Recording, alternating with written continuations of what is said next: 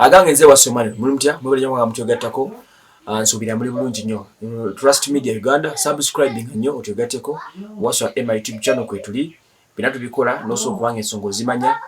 njalo bategeeza ko kumukulu amanyikiddwa nga Maulana Kasozi ono nga duo okuva onakola muje bayita duo eya Maulana and Rain and Maulana abazanya comedy yabo munango omukulu oyo asobola kubanga yasubatusa akabenje ngasigaza katono nnyo celebrating emyaka je era nagenda ku kitimbagano nagamba nti alhamdulillah rabbil alamin. Okay, briefly ngageza kubanga yebaza Katonda olwokuba nti yasobola okubanga amutaasa akabenje emotoka ye yagudde abadde nga tetambulira mu motoka kika kya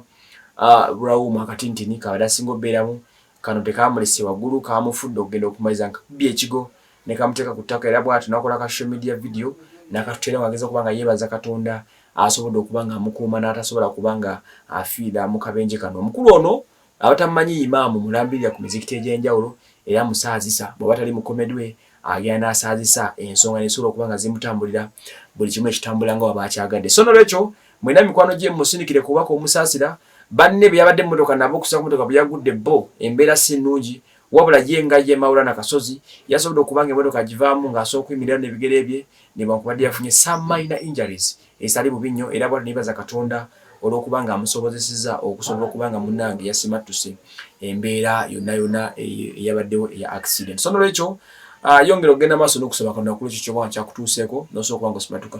Abayimbi bangi bazenga bagwa ku benje ndoza ne comedian amanyikiddwa nga King Kong kali kabenje oluvannyuma kamufiirako okufa kubanga King Kong byagwa kabenje obulamu tebadda mu kubeera kyekimu obulamu bwayonooneka obulamu bwatabuka ne bwononekera ddala nnyo nno nga bw'okiwulira era bw'atyo ogenda okumaliza bambi nga omusajja wattu instance okubanga agibeerako bbanga ddene era n'atufaako. So ono obanga asigale n'asimatuka then that's good obulamu kasawe buli genda oli enkoko yo oba embaatayo ebintu bikutambulire.